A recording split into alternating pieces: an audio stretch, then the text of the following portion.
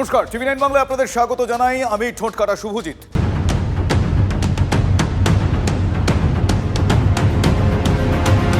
তোলাবাজি হইব না, সিন্ডিকেট চলিব না, কাটমানি বন্ধ। দেখুন, কৌটিল্য পণ্ডিত মানুষ চাণক্য কালোজয়ী অর্থশাস্ত্রে ঘুষকে জিভের ডগায় থাকা মধুর সঙ্গে তুলনা করে গিয়েছেন। অপূর্ব সেই তুলনা। জিভের ডগায় মধু থাকবে, অথচ সেই মধুর স্বাদ পাবেন না। সেটা কিন্তু অনেক অনেক অনেক বড় সাধনার ফল। সেটা আদৌ হয় কিনা অনেকে বিশ্বাস করতে পারবেন না। বঙ্গে বিজেপির সরকার হওয়ার পরেও শুভেন্দু শ্রমিকরা দেখছেন, পরিস্থিতি দেখছেন।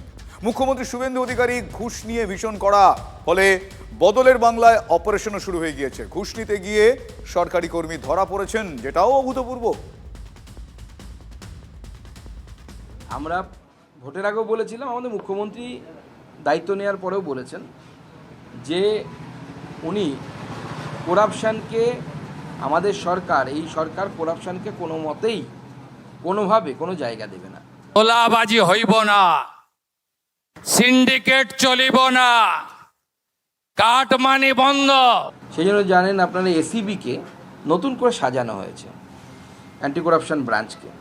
তো স্বাভাবিকভাবে সেখানে অফিসাররা অত্যন্ত সফলতার সাথে কাজ করছেন। যারা ঘুষ নিচ্ছেন তাদেরকে ধরছে, এটা খুব ভালো। কনস্টেবল তো নিশ্চয়ই আর সেটা একা ভোগ করবেন না। কনস্টেবল তার ওপরের যে অংশের কাছে ওগুলো পাঠাবেন আর কি, মানে ট্রিকল ডাউনের উল্টো ট্রিকল আপ এফেক্টে যেটা পাঠাবেন, সেটা যদি সঠিকভাবে তাদেরকেও ধরা হয়। এবং আমরা চাইছি এই যে আমাদের সিস্টেমের মধ্যে বিগত বেশ কয়েক বছর ধরে, 15 বছর বা তার থেকে বেশি সময় আমি বলবো, corruption has become a integral part of the system. এই জায়গা থেকে আমাদেরকে বেরিয়ে আসতে হবে। তোলাবাজি হইব না, সিন্ডিকেট চলিব না, কাটমানি বন্ধ। রতন প্রামাণিক ঝাড়গ্রামের কনস্টেবল, তিনি গোপন সূত্রে খবর পেয়ে এই রতনকে ফাঁদ পেতে ধরেছেন দুর্নীতি দমন শাখার অফিসাররা। বালি মাফিয়াদের লরি ট্র্যাক্টর থেকে তোলা তুলতে নেই রতনবাবু, মানে কনস্টেবল, কয়েকজন মিডলম্যানকে রেখেছিলেন তিনি এই কাজে তার অ্যাসিস্ট্যান্ট হিসেবে।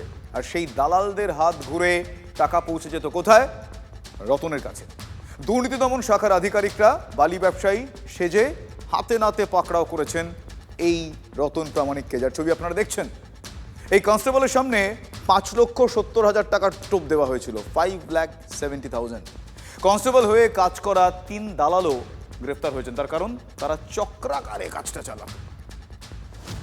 দুর্নীতি রুখতে গেলে সরকারি আমলারা যদি সঠিক স্বচ্ছ হয়, তাহলে কোথাও কোনো দুর্নীতি হতে পারে না। তোলাবাজি হইব না, সিন্ডিকেট চলিব না, কাটমানি বন্ধ। রাস্তায় প্রকাশ্যে আমরা দেখেছি পুলিশ দাঁড়িয়ে ট্রাক আটকে চাঁদা তুলছে। বহু অভিজ্ঞতা আমার আছে। খড়গপুর থেকে রাত্রে কলকাতা আসতে গেলে লম্বা লম্বা 1-2 কিলোমিটার লাইন হতো ট্রাকের।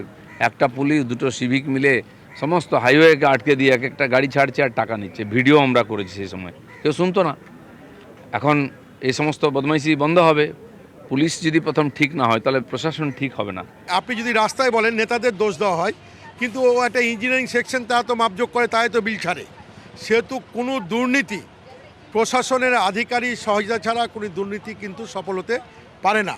সেহেতু দুর্নীতি মুক্ত করতে গেলে যেমন নেতৃত্বের দিকে নজর রাখা দরকার, তেমনি আধিকারিকের দিকে কড়া নজর প্রশাসনে রাখা দরকার। তো সেই জন্য যে চাপ সরকার দিচ্ছে এখন, এ সমস্ত কিছু হবে। যারা ঠিক হবে না তাদেরকে জেলে যেতে হবে। হ্যাঁ, জেল। বঙ্গের মুখ্যমন্ত্রীও বলে দিয়েছেন, পুলিশ প্রশাসনের কেউ ঘুষ নিলে, টাকা তুললে জেলে পাঠাবেন তিনি। একদম সাফ কথা। শুধু সাসপেন্ড করলে চলবে না। গত 2-3 মাসে সরকারি আধিকারিক, পুলিশ ঘুষ নিতে গিয়ে ধরা পড়েছে, সেই খবর আমরা আপনাদের দেখিয়েছি। একদিকে শুভেন্দু অধিকারী তার প্রশাসনকে স্বচ্ছ করতে অপারেশন চালাচ্ছেন, অন্যদিকে সংগঠনের মধ্যে সেই অভিযান চালাচ্ছেন শ্রমিক ভট্টাচার্য। তিনি কিন্তু প্রথম থেকে বলছেন, মুখে বলে কাজ হচ্ছিল না, তাই দলের একটা হোয়াটসঅ্যাপ গ্রুপ, সেই হোয়াটসঅ্যাপ গ্রুপে লিখিত নির্দেশ চলে গিয়েছে, ঘুষ তোলাবাজি চলবে না, খোলা চিঠি। দল দুর্নীতির দায় নেবে না। যদি কোনোভাবে জানতে পারা যায় যে কেউ বা কারা দুর্নীতির বশবর্তী হয়েছেন, তাদের ক্ষেত্রে শাস্তি হবে, সাংগঠনিক শাস্তি। শুধু তাই নয়, আইনিভাবে কড়া পদক্ষেপও করা হবে। এবং এই পদক্ষেপের কথা, এই হুঁশিয়ারির কথা সামনে আসার পর ছবিটা কিন্তু বদলাচ্ছে। শুধু বদলাচ্ছে বলে কম বলা হবে, এই বিগত 100 দিনে দেখা গিয়েছে দ্রুত বদলাচ্ছে। গতকালই কালীঘাটে তৃণমূল মুখপাত্র একটা ভিডিও ক্লিপিং ফেসবুকে পোস্ট করেছেন। বিজেপি যাদবপুরের যুবনেতা অয়ন পাল টাকা ফিরিয়ে দিয়ে এসেছেন। নিঃসন্দেহে অভূতপূর্ব ছবি। আপনি এখন হাতে ওটা রাখুন, আমি ভিডিও না আপনাকে আমরা পাঠিয়ে দেবো। ঠিক আছে, দাঁড়ান। হ্যাঁ, আপনি ভিডিও করে নিন, নিজেকেও আর কি করবেন।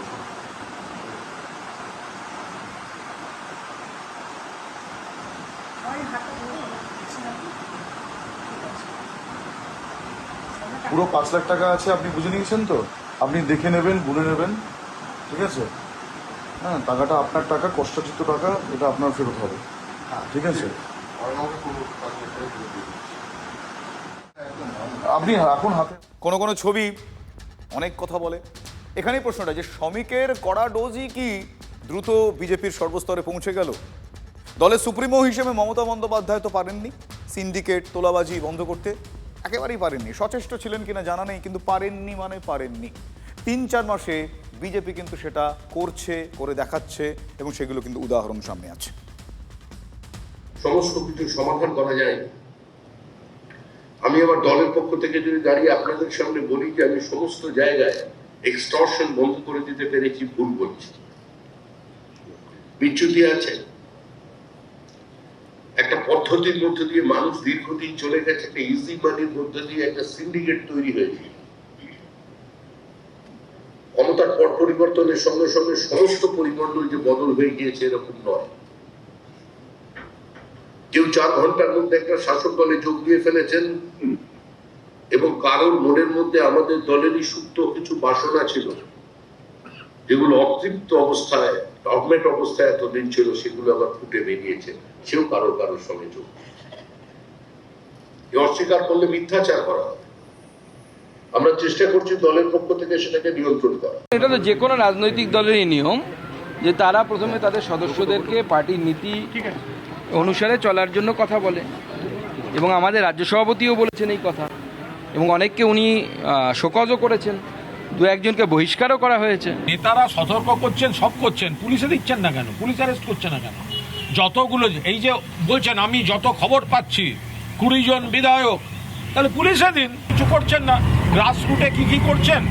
আর বাকি বড় বড় নেতাদের ক্ষেত্রে তাদেরকে আপনারা তো নিজেদের ডাইরেক্ট বা ইনডাইরেক্ট বন্ধু হিসেবেই তারা কোলে তুলে নিচ্ছেন। এটা তো পার্টির নর্মাল প্রসিডিওরের মধ্যে আছে। আপনি যদি পার্টির কথা না শুনেন, আমি যদি না শুনি, পার্টি অবশ্যই আমাকেও পার্টিতে রাখবে না, পার্টি থেকে বের করে দেবে। সিপিএম তোলাবাজি করত, কংগ্রেস তার আগে তোলাবাজি করেছে, তৃণমূল তো তোলাবাজিতে একদম সর্বশ্রেষ্ঠ নাম লিখিয়েছে। কোনো পার্টির একটা নেতাকে তোলাবাজির বিরুদ্ধে একটা শব্দ করতে শুনেছেন? আর এখানে সামান্য 2-1টা ছোটখাটো ঘটনা ঘটেছে, তাতেই দেখুন রাজ্য সভাপতি রিয়াক্ট করছে, ব্যবস্থা নিচ্ছে। তার মানে ওই 3টে পার্টি, কংগ্রেস, সিপিএম, তৃণমূল হচ্ছে তোলাবাজিদের পার্টি। বিজেপি তোলাবাজির পার্টি হবে না, যে কারণে সামান্য 2-1টা ঘটনা নিয়েও পার্টির নেতারা চিন্তিত। প্রত্যেকেই আমরা একটা কথাই বলছি, আমাদের মাননীয় রাজ্য সভাপতিও বলেছেন, অন্যান্য নেতৃত্বরাও বলেছেন, পরিষ্কার স্পষ্ট কথা, বিজেপি কামাই করার জায়গা নয়, বিজেপির সংস্কৃতি আলাদা। আর বাইরে গিয়ে যারা বিজেপির বিরুদ্ধে, বিজেপির নীতির বিরুদ্ধে কাজ করবে, বিজেপিতে করে খাওয়ার জায়গা নয়। আপনি এই ধরনের কাজ যদি করেন, অনৈতিক কাজ যদি করেন, পার্টি আপনার বিরুদ্ধে ব্যবস্থা নেবে, প্রয়োজনে খুব কড়া ব্যবস্থা নেবে। আবার বলছি, পুরোপুরি করতে পেরেছে এরকম নয়। আমাদের রাজ্যের মুখ্যমন্ত্রী শুভেন্দু অধিকারী অত্যন্ত কঠোরভাবে এগুলোকে বন্ধ করবার জন্য আপনার চেষ্টা চালিয়ে যাচ্ছেন। শ্রমিক ভট্টাচার্য হয়তো চাইছেন, উনি হয়তো মন থেকে বলছেন, কিন্তু সুকান্ত মজুমদার যাকে বললেন তোলাবাজ, মাগলার, প্রকাশ্যিক বড়াইক, তাকেই তো শ্রমিকবাবু তাদের এখানকার আমাদের থেকে রিজাইন করিয়ে তাকে রাজ্যসভার সদস্য করেছেন। ফলে তোলাবাজ বললে কিন্তু শুধুমাত্র পাড়ার কে একটা তোলাবাজি করলো তাকে শোকজ করে শাস্তি দিয়ে তার উপর বীরত্ব দেখি হবে না। ভেজাল দুধের কারখানা চলছে।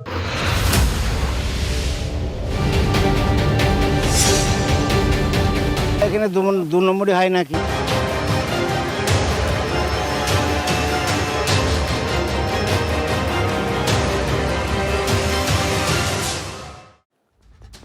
বঙ্গে বিজেপি ঘুষ বিরোধী অপারেশন চালাচ্ছে। বিজেপি তো আবার ভেজাল দুধও ধরছে। নবদ্বীপের বিজেপি নেতারা তারা দাবি করছেন যে দুধের কারখানা থেকে তারা রাসায়নিক পাউডার, কিছু ওষুধ এবং লিকুইড পেয়েছেন। তাহলে কি দুধেও ভেজাল? আমাদের কাছে একটা খবর ছিল যে এখানে ঘোষপাড়ার তালবাড়ার এখানে একটা ভেজাল দুধের কারখানা চলছে। সেই মোতাবেক আমরা আসি এবং দেখি যে এখানে প্রকৃতপক্ষে একটা ভেজাল ব্যবসা চলছে, যেখানে 20 লিটার ভালো দুধ আর বাদ বাকি যে 100 লিটার দুধ তৈরি হয় তার 80 লিটার দুধ হচ্ছে ভেজাল। এটা মিশানো হয় ছানার জল, কেমিক্যাল, মেডিসিন, অ্যাসিড এসব মিশিয়ে তৈরি করে এইগুলো বাজারে ছাড়া হয়। তা সেই মতো আমি এসে ধরি যে এবং দেখি যে এখানে বিভিন্ন কেমিক্যাল পড়ে রয়েছে, মেডিসিন পড়ে রয়েছে, পাউডার পড়ে রয়েছে এবং মিক্সিং হওয়া অবস্থাতেও আছে। এবার আমি পিএমওএইচকে একটা কমপ্লেন করব। দুধের মিলে এটাই জানি, আর কিছু জানি না আমি। দুধ এখানে সব ঘষেরা নিয়ে আসে, নিয়ে এসে জমা হয়, হওয়ার পরে গাড়ি করে নিয়ে যায়। পুলিশ নেতারা ডেকেছে, বলে এখানে দু নম্বরই হয় নাকি। পুলিশ রাত্রিবেলা তালা মেরে গিয়েছিল, তালা খুলে দিয়ে গেছে। না, পুলিশ এসে শুধু দুধ পেয়েছে, চেম্বারে দুধ ছিল, দুধ ওনারা দুধ নিয়েও গেছে। হ্যাঁ, বলেছে যে ওটা ল্যাবে পাঠাবো, যদি কোনো ফল্ট না পাই তাহলে তোমরা কাজ করবা। না, এখানে তালা মেরে তালা খুলে দিয়ে গেছে। আর একটু পুলিশ এসেছে, এমন কিছু করেনি। ওই যে কিছু পাবলিক ওরা এসে এগুলো করেছে। এমনি ওই যে আমার এই ইয়ের মধ্যে ভাঙনা মানাগুলো তুলে ভাঙার চেষ্টা করছিল সব। এমনি পাবলিক কিছু কোথায় হবে বাড়ি, আমাদের বাড়ি এখানে মানে ওরা নাই, অন্য কোনো ওখান থেকে পাবলিক হয়তো এসেছিল, তারা বদমাশি করেছে সব। তারপর ওদের এখানে আমাদের এখানে ডুপ্লিকেট কিষান লেখা আছে, আমরা 12 মাস দুধ দিই আজকে। হ্যাঁ, আমরা ঘোষেরা সব যত পাড়া থেকে কিনে নিয়ে এসে এখানে দিই বাড়ি চলে যায়। এখানে দিয়ে আবার আমাদের পয়সা দেয়, যেমন মাস গেলে এই সপ্তাহ গেলে পয়সা দিয়ে দেয়। এই দুটো মাদার দিয়ে যাতে কোথায় সেন্টারে যায় ওটা জানি না। হ্যাঁ, আমরা জানি না ওটা। সুপ্রিম কোর্টের পর এবার 20 জন এনসিপিআই সাংসদকে নোটিশ ধরালেন লোকসভা স্পিকার। অভিষেকের আবেদনের প্রেক্ষিতে অ্যাকশন লোকসভা স্পিকার ওম বিড়লার। তৃণমূলের তরফে প্রকাশ করা হলো চিঠির কপি। গতকাল সুপ্রিম কোর্টে শুনানির দিন নোটিশ পাঠানো হয়। 20 জন এনসিপিআই সাংসদকে 7 দিনের ডেডলাইন দেন স্পিকার। গতকালই সলিসিটর জেনারেল নোটিশ ইস্যুর কথা আদালতে জানান।